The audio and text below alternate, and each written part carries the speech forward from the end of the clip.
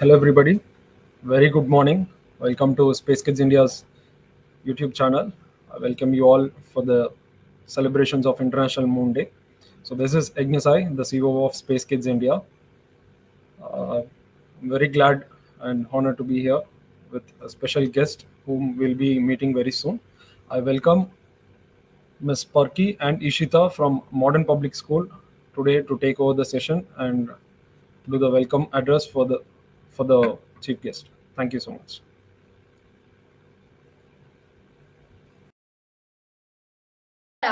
Welcome you all on behalf of Modern Public School.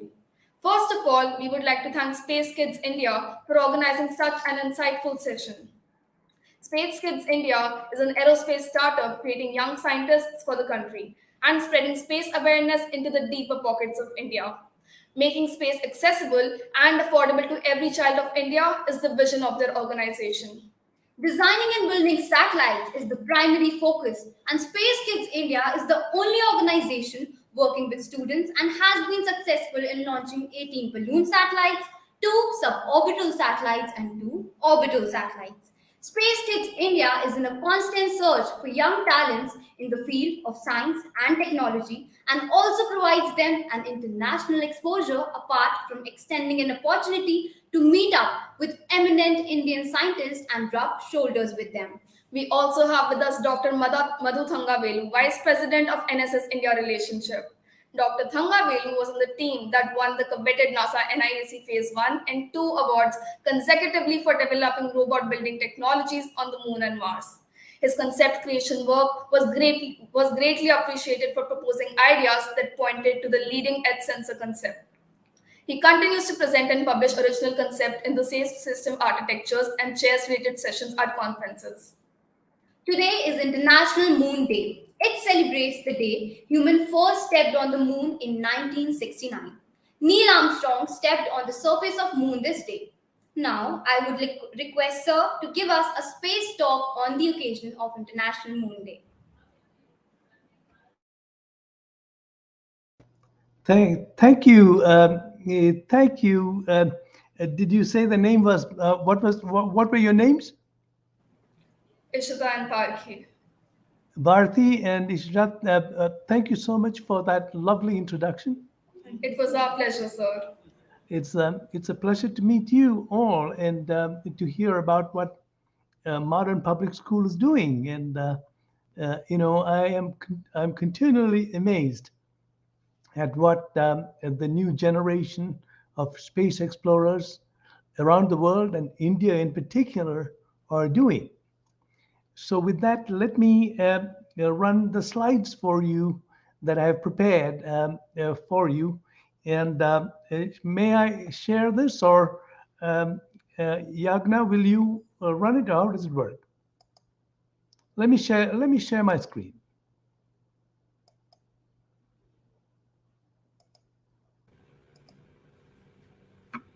So, welcome all to the uh, International Moon Day. We are a little behind in the time zone, so we'll be celebrating it in 24 hours. But thank you all for coming and joining us on this very special day. And as Bharti and a friend mentioned, it is special because it is the first time humans stepped on another celestial body, our moon, which is our neighbor. Now, I am the activities coordinator for the Moon Village Association, and I'll get into that about how they are all related. So, with that, let me move my slides here. This is the um, symbol that our students generated at USC for the International Moon Day. And for those of you who have an interest in the competition, I think you can still design emblems for this very special International Moon Day that will happen every year from now on. So let me tell you a little bit about the history of how the International Moon Day came about. We've always had a National Moon Day, at least in the United States.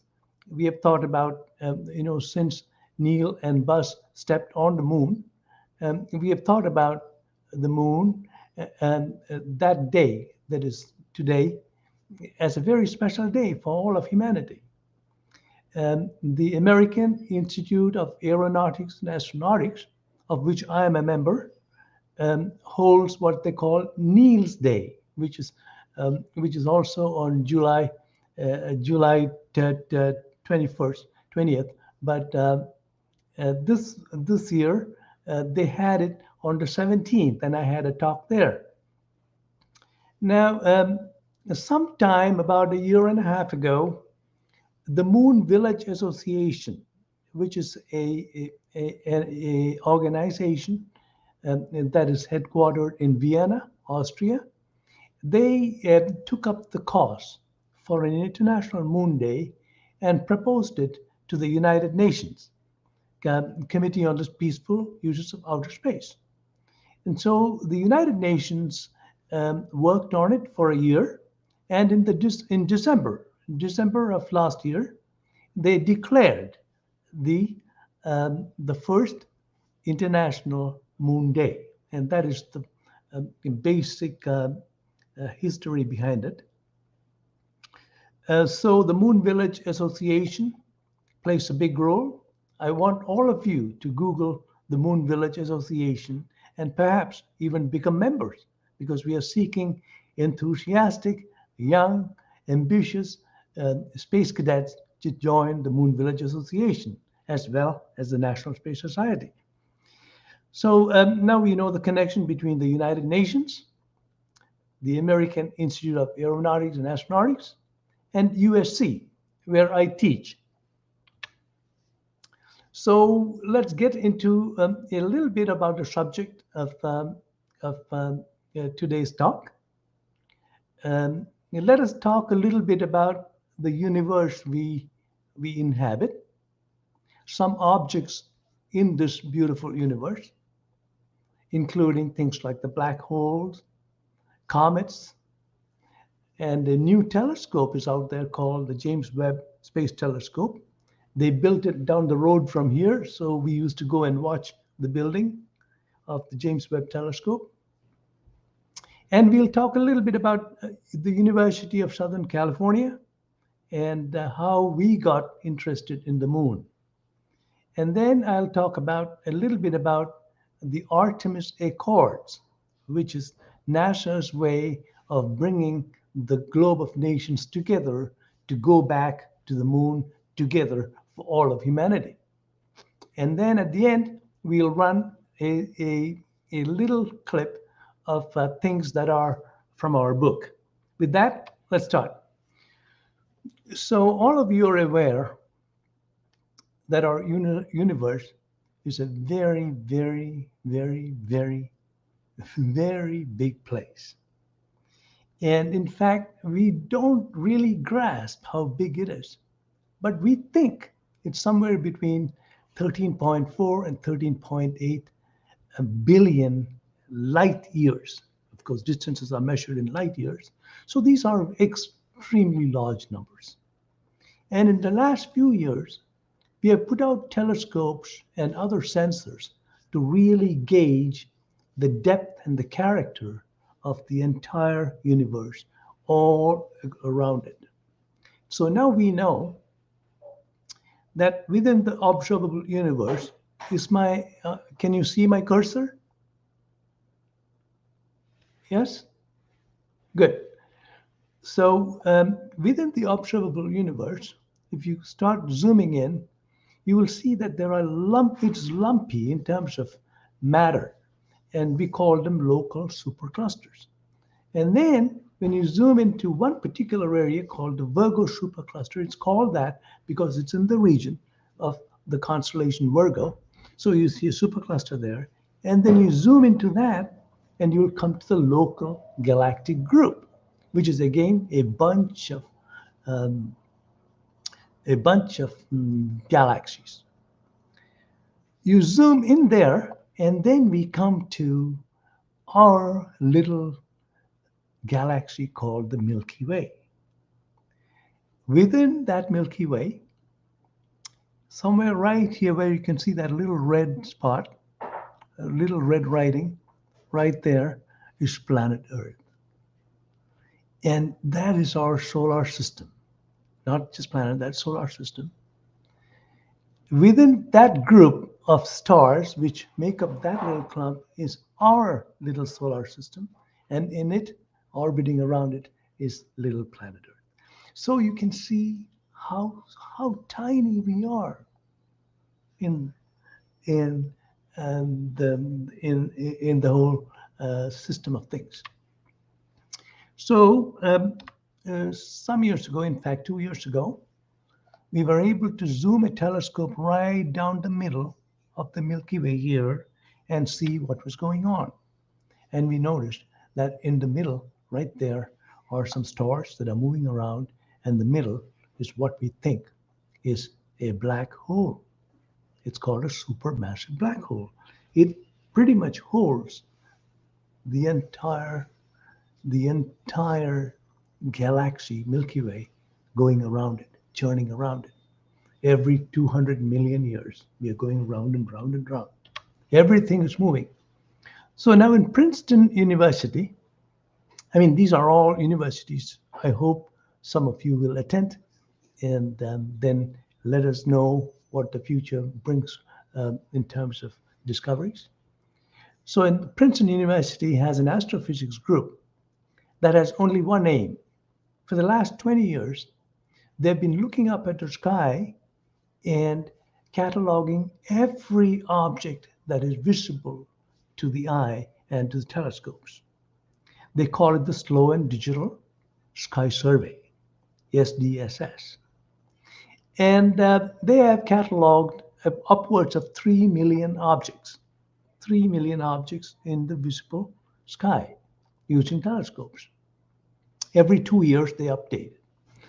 And they got so much data that they really wanted to project it nicely to the public.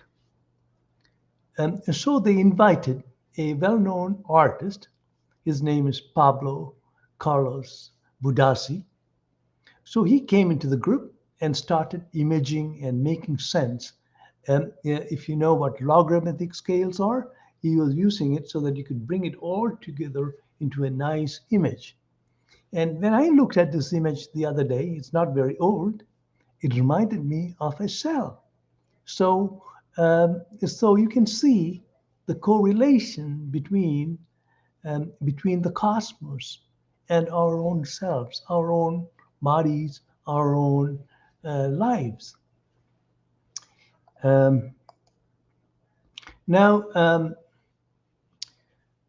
This is another depiction of a slice of it. If you go back and see, if you took a slice of it all the way from here to here, up to planet Earth, let's say from here, here, and back, that slice, and you'll see it horizontally here. I had to patch it to make it happen. You'll see the drama of things that are happening between the beginning of the universe, which we call the Big Bang, and all the way to now, all the things that are spread out and ending up here with surface of planet Earth. My own interest in these objects, I have several interests in these objects, but of special interest is the comets of our own solar system. There is a large group of icy objects, we think, around the solar system, many very far away from all the planets. It's called the Oort cloud, and that is the origination point of comets. Here you see images made by my friend Damien Peach. All these names, I want you to Google them so that you'll see the wonderful work these people are doing over the years. And so in the bottom, you see the various phases of Comet Ison, which visited us not too long ago. And to me, it depicts some of the prettiest images of comets.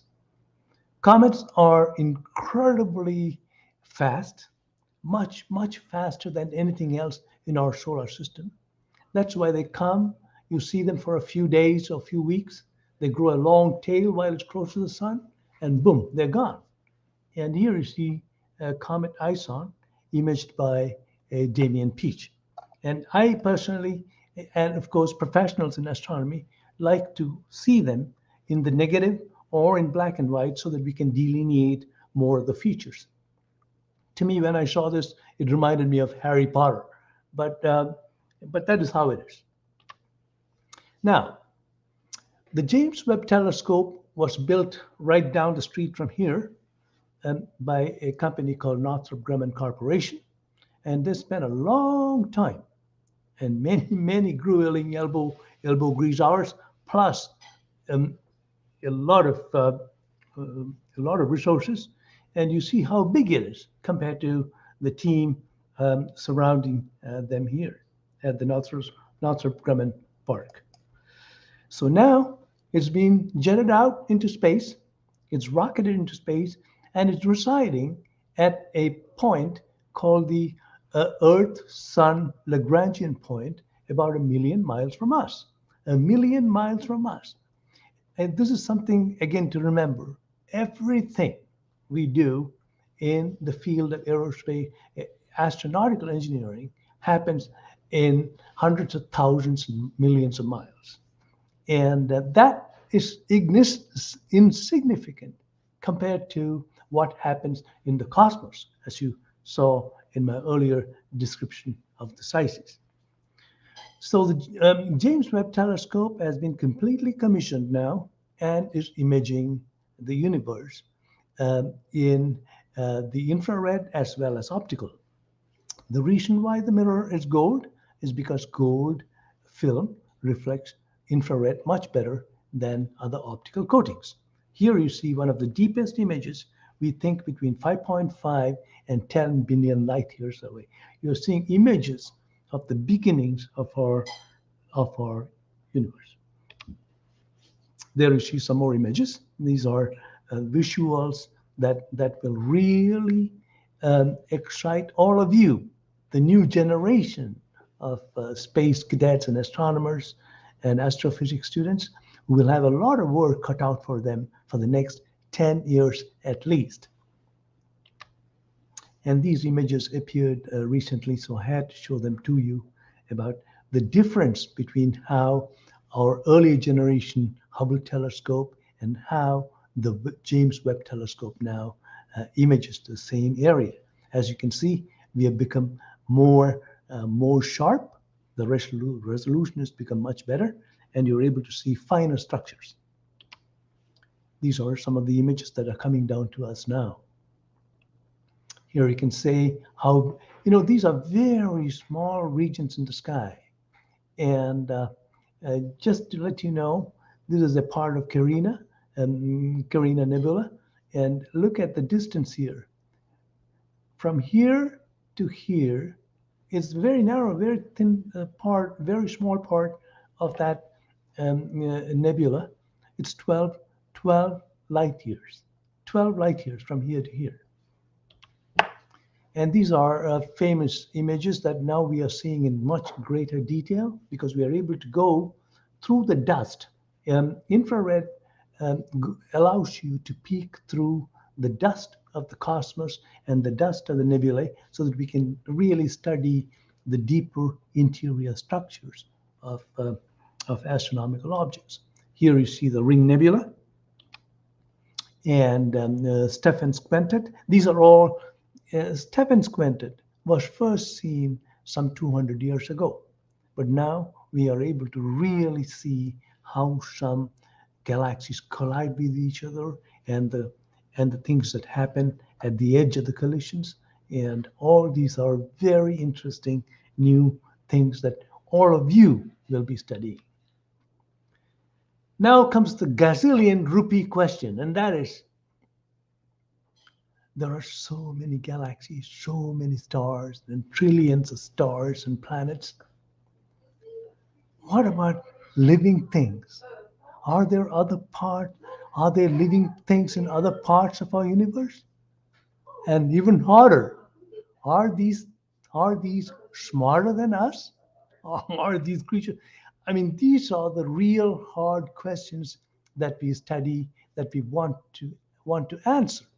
And I think my colleagues may not think, but I think some of you will be the people who will be answering these questions. Of course, we are going to compete with you, but I have a feeling that all of you will get to the answer first. So now, talking about USG and the moon, Neil Armstrong was a student at our aerospace engineering program when he was assigned to command the Apollo 11 mission.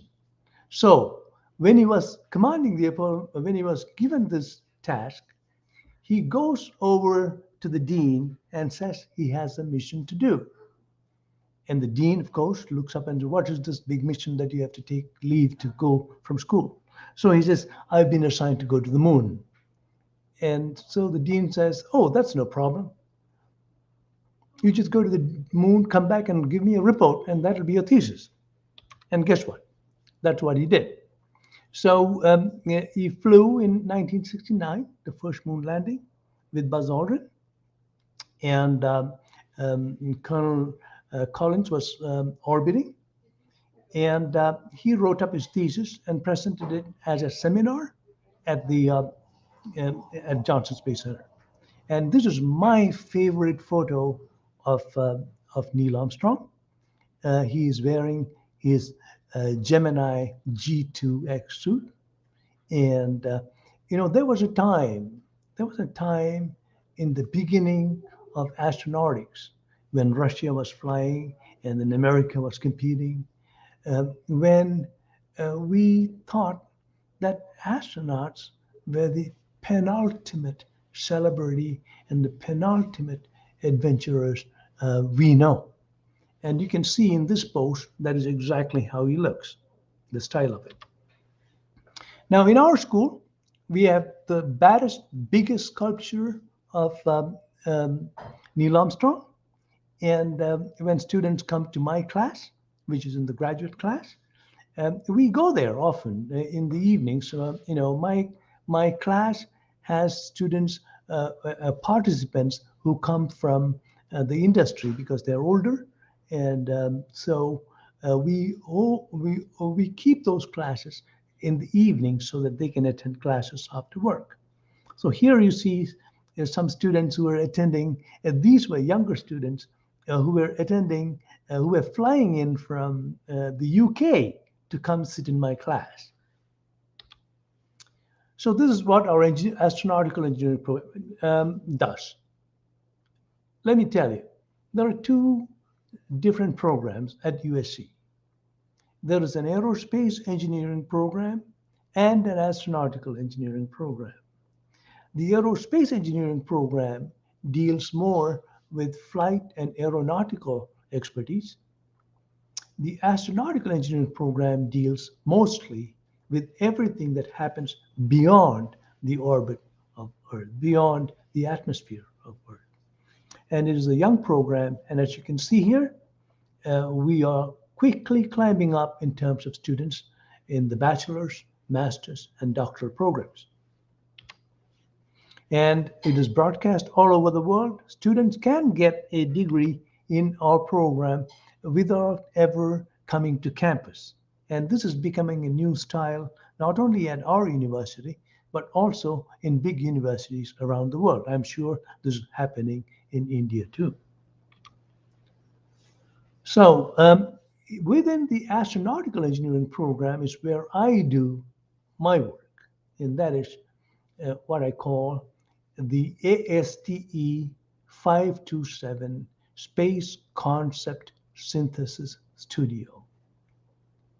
Space Concept Synthesis Studio, which means that we are interested in new ideas. We don't have to get deep into the engineering because we wouldn't have the time. It's a 3-unit class, which means I meet my participants once a week, and we sit around and think up very creative new ideas that over time can become engineering artifacts and missions. And I must remind all of you, very soon you will you will graduate, go on to graduate degrees, and then get to work. Most of the time, you'll be working on ideas that other people have put together. The other people have been spending 10 years bringing an idea together, and then you'll be working on a part of it, particularly in the astronautical engineering field. But in my class, I'm asking each of us, each of the participants, to think about absolutely new, creative ideas. And that is what makes our class, the studio, special. And because it is special, we have very special friends.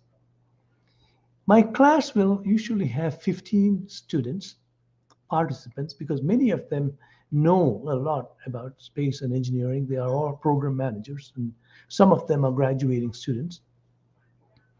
But I will have about 100 people coming to class because they are visiting scholars.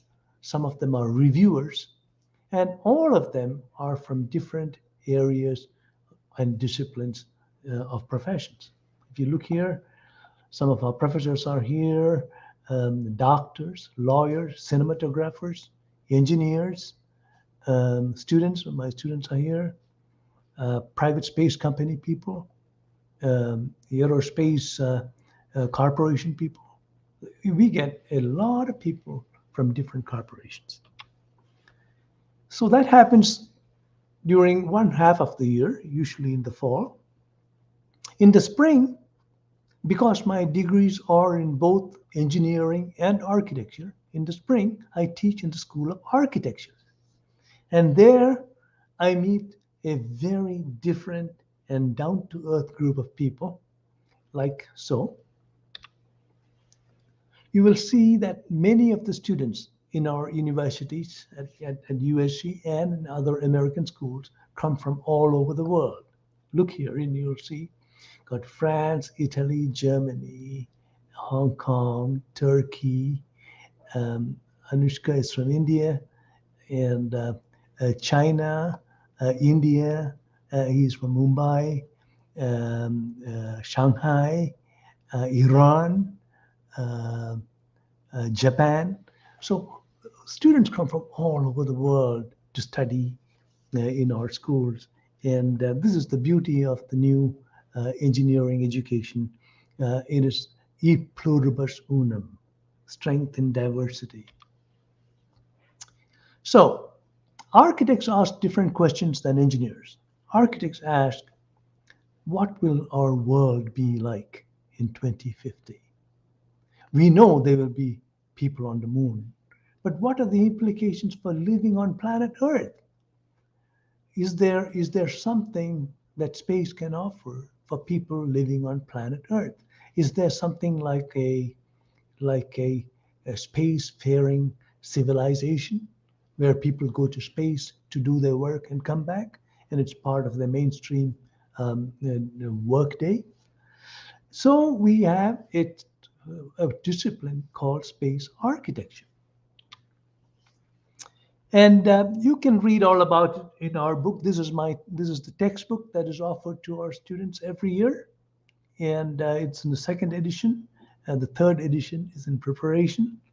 And as you can see, Buzz Aldrin comes to our reviews, and Buzz Aldrin wrote the foreword to our moon book.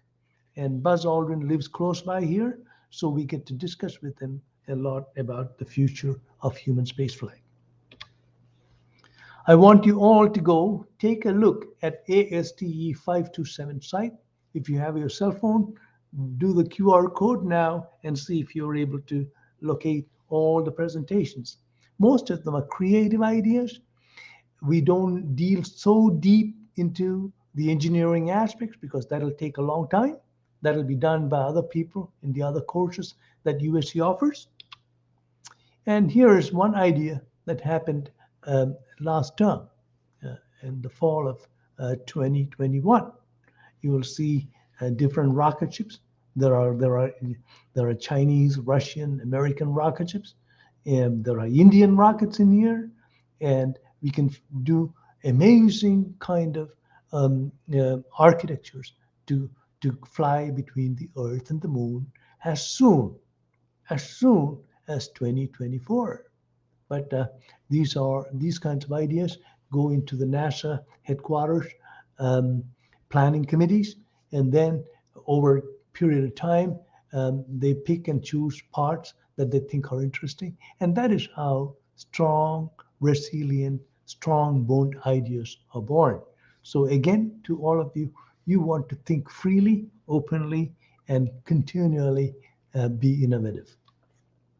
That's another one. Now, I want to spend a little time on this thing called the Artemis Accords. Artemis Accords is a document that was produced by NASA to bring the globe of nations together, to go to the moon together. And in it are some principles that they lay out, and they call it the Artemis Accords. Some of it goes well with the other nations, with many of the nations, but some of those topics and some of those rules need some revisions, but all those things will happen over time. There are over 20 nations signed up. India is yet to. I am positive India will join very soon, but I know that the Czech Republic is framing something in the next few days. We'll see. But these are very slow processes in a very large organization that needs time to visit, revisit, revise, and execute. You may want to look at a document written in the last administration called A New Era for Deep Space Exploration and Development. It is administration agnostic. That means it doesn't deal with one party or the other. It just goes to the pith of the problem and says these are the kind of things we can do. The thing that comes across in this document produced by the White House of the last administration is that there is a thing called free world values, and we cherish it in the United States and in India. And so I think it's very important that the great democracies of the world come together and make return to the moon, flying to Mars, and so on, become reality. I want to share one or two slides that I got the other day, and I found this very interesting. You know, we think of Neil Armstrong and Buzz Aldrin and Michael Collins as superhumans, but in fact, they are just like us. This is a picture of Neil Armstrong when he was young. His father, his mother, his brother Rick is here, and mother, sister is here, and their family. They're all watching TV. It is no different from what we do, because I was looking at it and saying, wait a minute, this looks like just like us, except this person went to the moon, and I just go to USC. But anyway, I thought I should share that with you. So tomorrow, when it's International Moon Day, here in our city, which is called Palos Verdes, we will be celebrating with astronomy with telescopes on the rooftop of the library. So there is a very large amateur astronomy organization here, and they will bring their very, very large telescopes. We do that 3 or 4 times a year, and they will come here and we will enjoy this. We'll be thinking about all of you, though. So, to wind up, our universe is very, very, very, very big. And many things are going on. And what most interesting is, when you look out into the sky every night, everything seems to be absolutely still, quiet, and dark and cold. But in fact, the universe is humming with incredible energies, and things are moving at extremely rapid rates of speed. And when we zoom into it, we see a lot of matter in terms of galaxies, quasars, pulsars, um, many different kinds of stars in different, uh, periods of their life. Um, and if you go into a dark place, there are many in India. If you go to the hills of Munnar or Thekari or Uti or some of those beautiful places, you look up at the sky and you can see the Milky Way as a band in the night sky. And in that band, as I showed you in the beginning, is a small spot where our solar system resides. And that solar system is moving around the Milky Way galaxy at an incredible amount of speed, approximately 500,000 miles per hour. Those are the kinds of speeds that the universe and the objects in the universe are capable of. So, our sun is at the center of our solar system, and we know that planets go around our sun. And Earth is that little rocky planet, you know, close to the sun. Mercury, Venus, Earth, and Mars are all rocky planets. And it's our home. The hard, tough question is, are there any others? And this is a question that everybody is asking. And hopefully we'll find out sometime sooner than later. You can see my thoughts on the subject if you Google my name and add UAP or UFOs to it. So we know that our moon is very close to us, it's orbiting us, and we know that people have gone to the moon, and that is why we are celebrating the International Moon Day. So happy International Moon Day, and I would like all of you to think about joining the Moon Village Association, of which I am enjoying so many interesting things from all over the world. There are many people from the Indian Space Research Organization involved in the Moon Village Association. And I want to also wish, I'm sure if there are many students watching this, there are some who were born on July 20th. I want to wish them a happy birthday. I lost my slides. And did I? Okay, wait, here we go. So this is my dad. He was born July 20th. He loves the microscope. He was a pathologist, and he loves the telescope. Guess what? Our son was born on July 20. So we got two July 20 people in our family. And here you go. Paul is getting his the birthday candles lit. Take a look at our moon book. And now what we did with our moon book is we had a lot of drawings in it, a lot of drawings, because we did not want our moon book to be full of graphs and charts and plots and integrals and differential equations. We wanted it to be something that younger people would read and younger people would appreciate. So I made more than 200 drawings for this project. And we wondered what to do with them once the book was done. And we said we would make a movie for young people, and we call it Planet Moon. I'm happy to tell you that Yagna will now share the video with you. Am I right?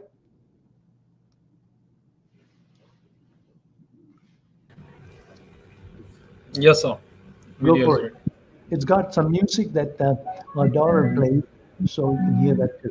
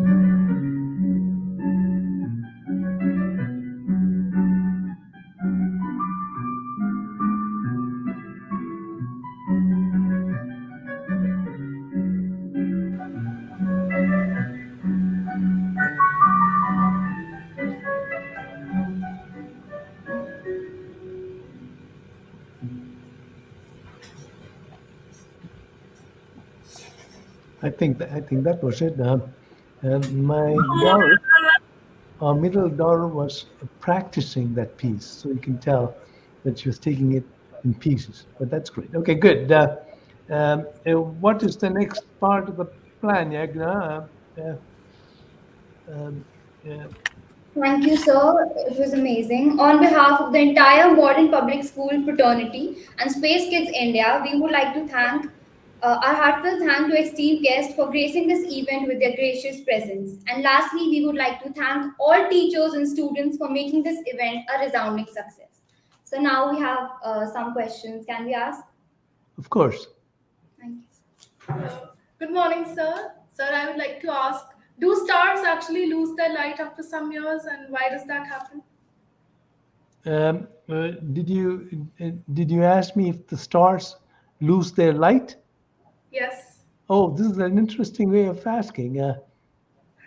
Stars are like people. It's only that they last much longer time. Our sun has a lifespan, we believe, of about 7 to 10 billion years, of which it's done half of its life.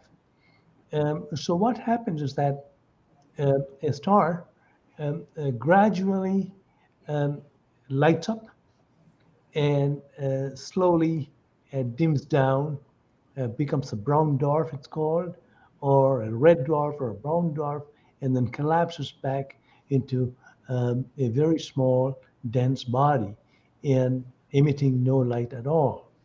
Some of the time, the stars collapse so hard that the crushing causes it to explode in what we call a supernova or a kilonova. So I don't know if that answers your question, but yes, indeed, the stars have a lifespan of being bright and then dimming and dying. Hope that answers. Thank you so much, sir. Thank you so much, sir. Sir, we have some more questions over here. Okay. Good morning, sir. Morning. My question was that what are moonquakes and how do they occur? So our moon, at least what we think about now, is that since the moon and the earth are in what we call tidally locked, so there are forces that happen on the moon and on vice versa on the earth. On earth, we see them as tidal waves, as tides. You know, you have, if you go to the beach on certain days, the ocean, the waves come closer to you and closer to the beach, and sometimes it recedes. In fact, every day it does that, and some days you have very high tide, some days you have very low tide, and those are all because of the tug of the earth and the moon, the tug of war that goes on between the earth and the moon. And that results in some flexing of the moon, and that causes some kind of moon quakes. And sometimes also you may have some kind of shaking caused by meteorites hitting the moon. But for most part, moonquakes are very, very gentle. You don't have large earthquakes like we do on Earth. And so, yes, that is the reason for moonquakes. Good question. Thank you, sir. So there are more students. May we ask? So may we ask? We have some more questions. I'm happy to answer your questions. Thank you, sir. Good afternoon, sir. Sir, Good afternoon. my question is that since childhood we have been told that universe came from a particle sized, but what's the concept behind that? No, can you repeat that a little slower, please? So my question was that since childhood we have been told that universe came being from a particle sized substance, but what's the concept behind that? You were told that there are particles.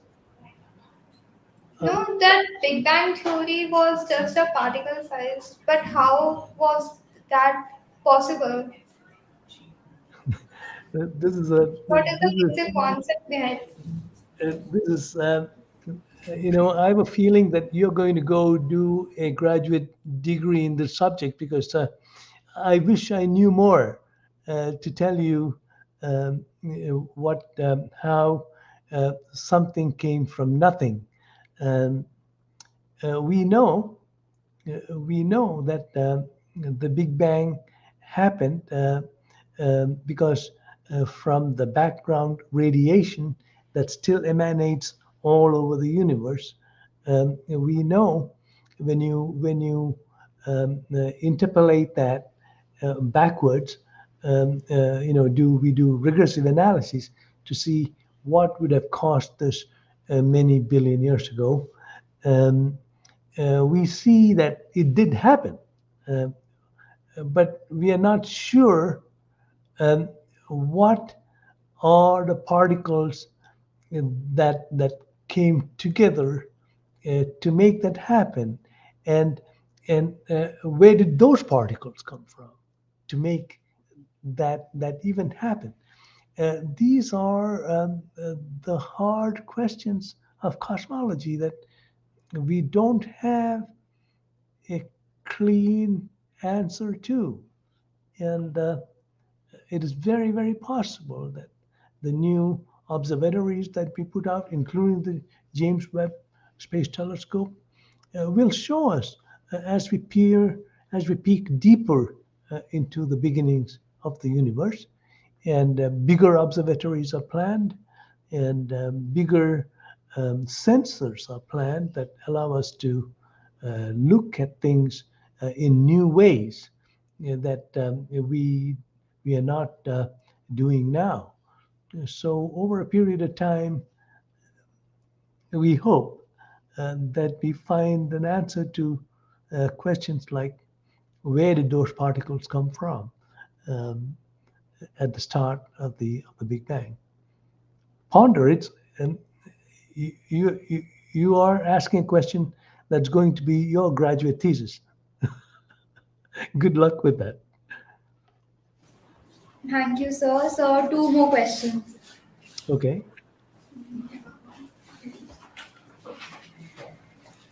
Good morning, sir. So my question was: galaxies look stationary, but scientists say that they rotate. So is this the truth? Galaxies do spin, and we know the rate of spin. Vera Rubin and others, Hubble, Vera Rubin and others have done incredible and highly reliable work on how the rate of spin, what the rate of spin is, and it's quite easy to measure that by looking at the disk. You look at the what we call the redshift it's called you will learn in physics that there is such a thing as the Doppler effect. It happens with light as well as in sound. You look at an object and different parts of the object are moving at different speeds. You can estimate very accurately the rate of movement.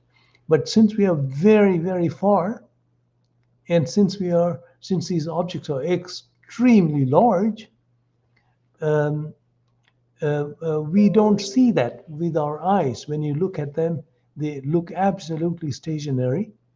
But we do know that stars move and galaxies move. And when you look at images over the last 100 years or depictions of asterisms and constellations the 500 years ago, there is apparent movement.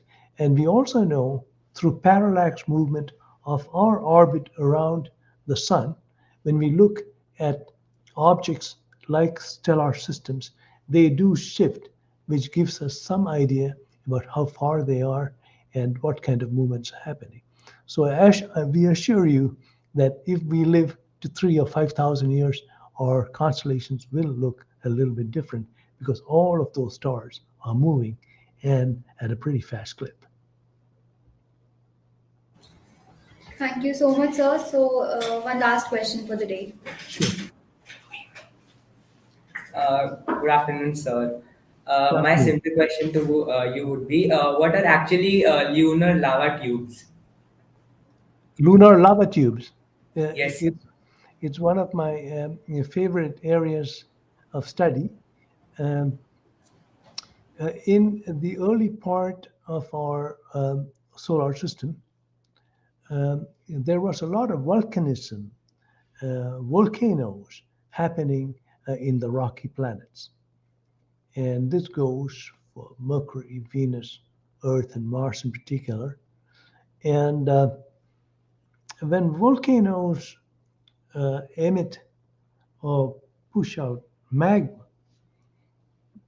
most of the magma runs down the top of the surface.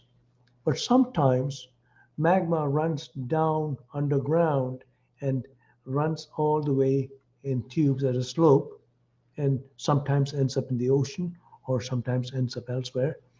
But as the magma flows, it makes a large cavern. And then as the magma settles, the cavern is exposed so that you have a nice hollow tube that runs many miles. In the case of Earth, some of these lava tubes are extremely long. And on the moon, because the gravity of the moon, because the moon is a smaller body, because the gravity of the moon is much lower, um, we expect to see very large caverns, and there are things called shield volcanoes, which probably can house large cities. So these are areas waiting to be explored. And the recent news from China exploring the far side of the moon tells us that there is plenty of water even on the surface of the moon. These things were debated as long as 10 years ago, but now we know for sure there is water not only at the poles but also all around the moon. And now the interesting question, is there water inside those lava tubes? If there is water in those lava tubes, it is, in our opinion, in at least what we write in our book, it is the best place to settle, to make permanent settlements on the moon, because once you have water and you're shaded from the extreme temperature differences, as well as the micrometeorites pummeling you on the surface, if you hide yourself inside lava tubes, you could make very comfortable lava tube settlements. Thank you for that question, because it's very, very interesting that you asked about lava tubes, because I have an interest in that, and hopefully you will write a paper and become a member of the Moon Village Association. This is not only for you, but all of you students. I would like to recommend that you go on the Moon Village Association website, take a look at what they are doing, the various activities that go on. It is not only for lunar scientists, but it's also for people interested in the culture and the arts and the possibilities of civilization on the moon.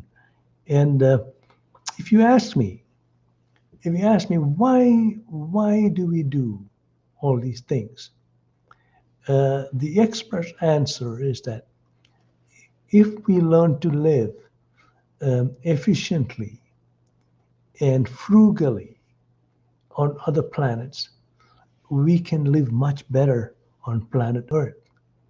We can reduce waste. We can use renewable energy. We can recycle our water, which we already do on space station, and things like that make us a more refined and cleaner species. And we need a lot of that in humanity today, I think. Thank you for your question. Thank you so much, sir. It was an amazing session. Thank you, sir. Thank you. Now, let me ask you all some questions. What grade are you guys in? Sir, you're from 10th grade. Okay. So you have 2 more years? Yes, sir. Okay. And where is the modern public school at? So it's in Delhi, Shalimar Bagh. Okay. Well, I'm a student. I am a student of Mount St. Mary's in the Delhi cantonment area. Do you know where that is? Yes, sir. I went to school. I went to school there, and I know about the public school um, in New Delhi. Congratulations. Well, good luck with all the work that you do, and happy International Moon Day to all of you. Thank you so much, sir. Thank you, sir. Thank you all. Thank you, sir. Thank you so much. Thank you, Agna. I'm done. Do I exit now? Yes, sir. I just wanted to let you know that there are other schools who have been present. I've listed all the names where Oh, okay. Nehru High School from Velachery and PKR Jain School from Ambala City, Haryana, and Government Girls Higher Secondary School from Tirumangalam. So all of them in groups are listening to you. Oh, There great. are like 200, 300 students together where they have joined on YouTube, not on in the studio panel. So they I have see. been listening to you and they are thanking you. They are sharing pictures. I'll share it to you in a while.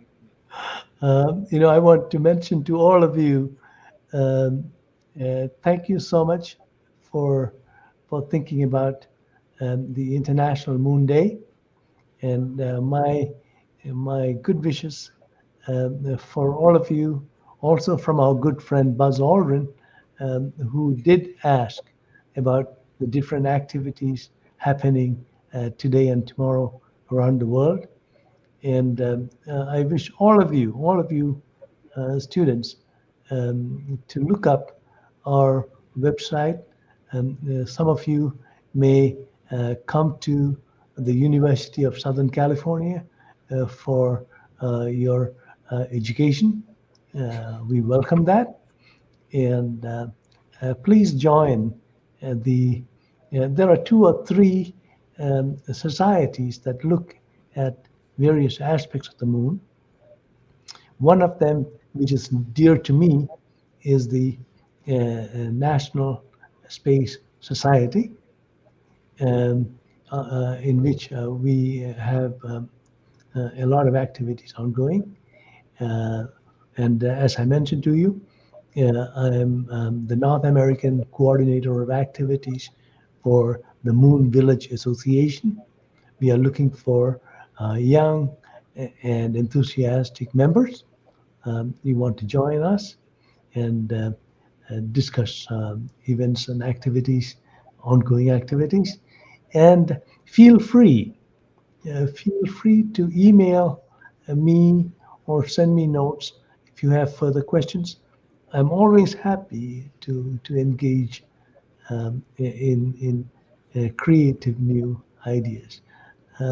Thank you all once again, and all of you have a great rest of the school day. Thank you, sir. Thank you so much, sir. Thank you, Thank you sir. for this wonderful session. Thank you all.